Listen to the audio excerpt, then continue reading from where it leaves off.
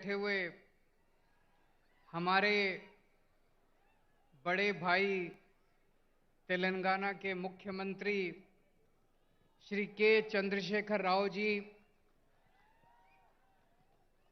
मंच पे बैठे हुए पंजाब के मुख्यमंत्री भगवंत सिंह मान साहब,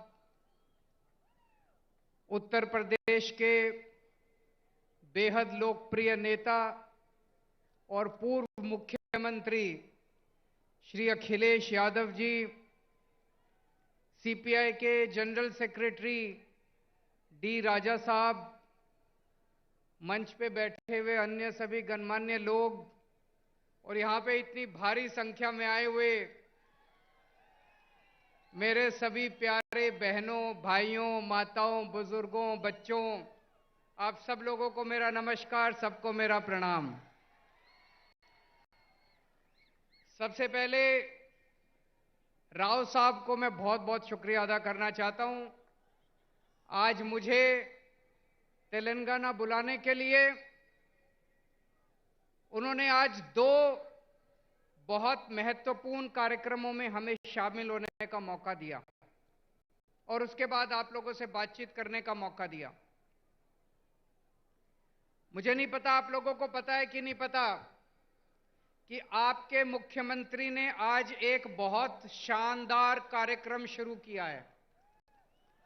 आपकी सब लोगों की आंखों का चेकअप कराया जाएगा। तेलंगाना में 4 करोड़ लोग रहते हैं, 4 करोड़ लोग। सब लोगों की, बच्चों की, बूढ़ों की, आदमी की, औरत की, इस धर्म की, उस धर्म की, अमीर की, गरीब की, सब लोगों की आंखों का चेकअप केसीआर साहब मुफ्त में कराने जा रहे हैं। उस कार्यक्रम का आज शुभारंभ हुआ। जिसकी आंखों में डिफेक्ट मिलेगा उसको मुफ्त में दवाई दी जाएगी। जिसे चश्मे की जरूरत होगी उसे मुफ्त में चश्मा दिया जाएगा और अगर किसी की आंखों में ऑपरेशन करने की जरूरत होगी तो उसका मुफ्त में ऑपरेशन किया जाएगा। शानदार प्रोग्राम है कि नहीं है? आज हम लोग यहां से सीख के जा रहे हैं। मैंने और हम सभी लोगों ने ये सारा कार्यक्रम देखा, इनके डॉक्टर्स से मिले, इनके ऑफिसर्स से मिले, जितने शानदार तरीके से उसका आयोजन किया जा रहा है, प्लानिंग की गई है, बहुत शानदार है। मैं जाके इस पूरे कार्यक्रम को दिल्ली में भी लागू करूंगा और अभी अभी भगवंत साहब मान साहब ने ऐलान किया कि इस पूरे कार्यक्रम को पंजाब में भी लागू किया जाएगा। फिर केसीआर साहब ने हमें ये बिल्डिंग दिखाई। तेलंगाना में 33 जिले हैं, 33 डिस्ट्रिक्ट्स। उसमें से 17 डिस्ट्रिक्ट्स में उन्होंने बताया कि डिस्ट्रिक्ट इंटीग्रेटेड ऑफिशियल कॉम्प्लेक्स बन चुका है। मतलब ये इस बिल्डिंग में जिले के लेवल के सारे ऑफिसेज हैं।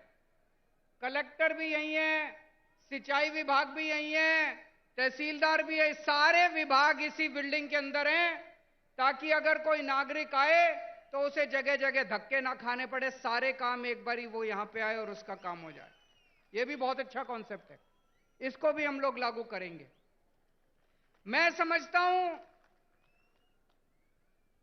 अगर हम अपने देश के अंदर आपस में एक दूसरे से सीखने का प्रयास करें, लड़ने की बजाय, हमें लड़ना नहीं है, हमें सीखना है एक दूसरे से।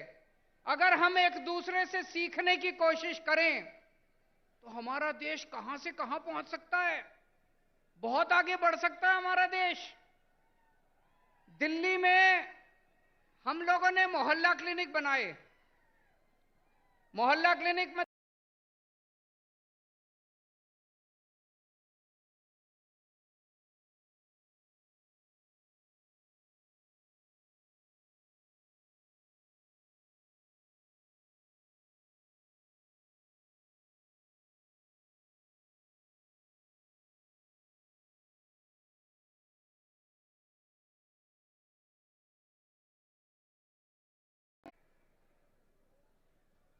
आपके मुख्यमंत्री केसीआर साहब हमारे मोहल्ला क्लिनिक देखने के लिए दिल्ली आए। मुझे बहुत अच्छा लगा कि एक मुख्यमंत्री, तेलंगाना के मुख्यमंत्री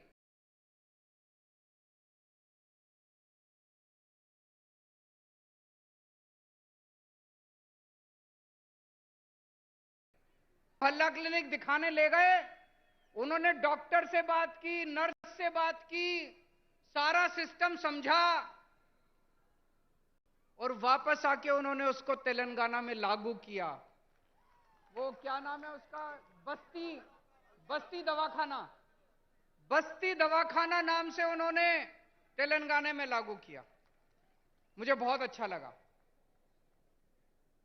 तमिलनाडु के मुख्यमंत्री स्टैलिन साहब दिल्ली आए।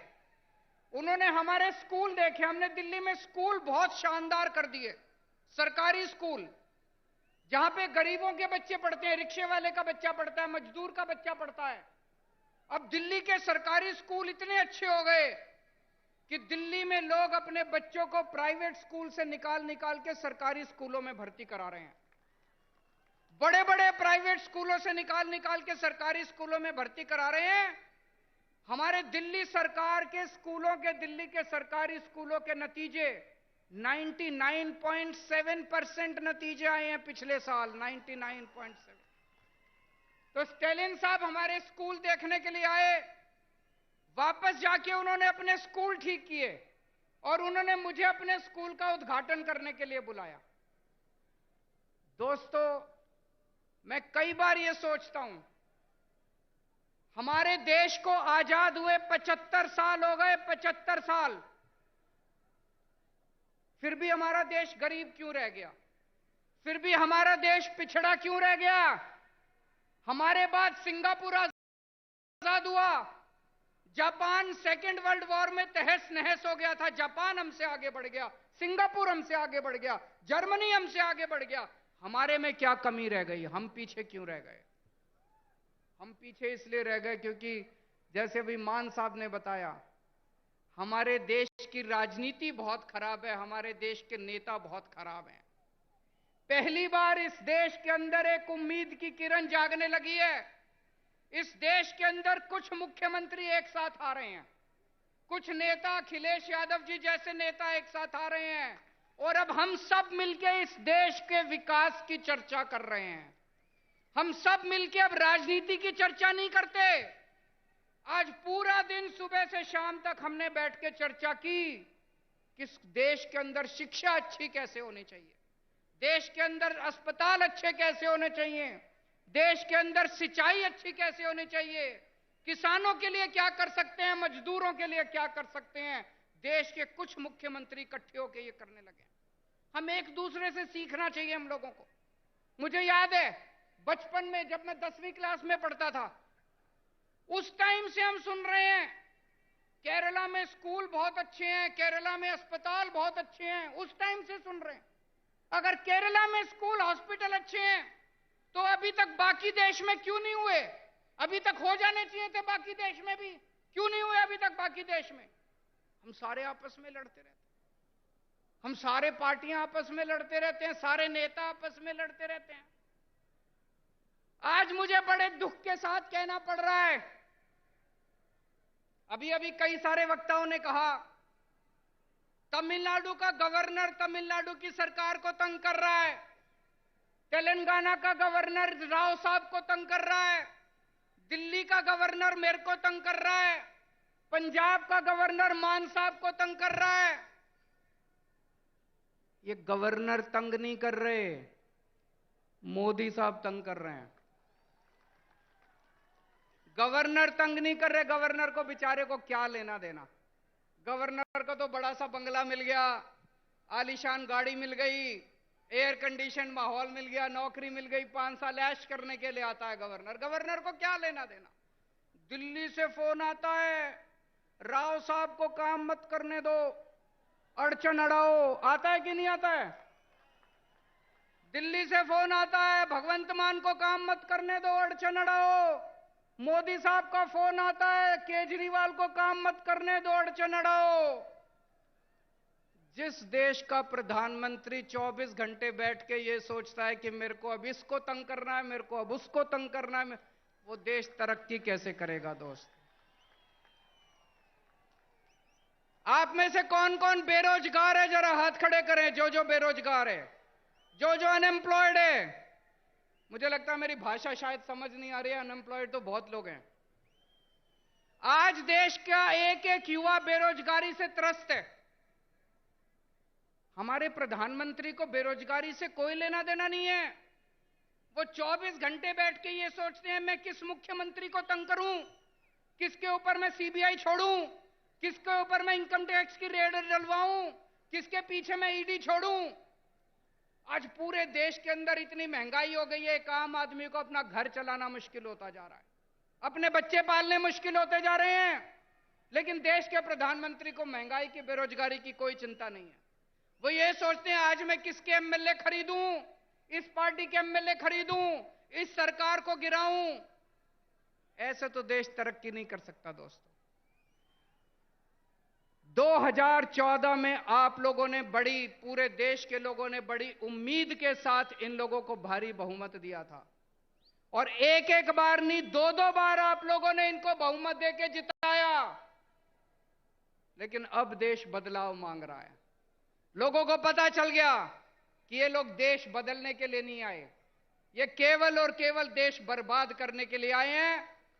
2024 का चुनाव आपके लिए एक मौका है। अब 10 साल हो गए, और कितना इंतजार करेंगे?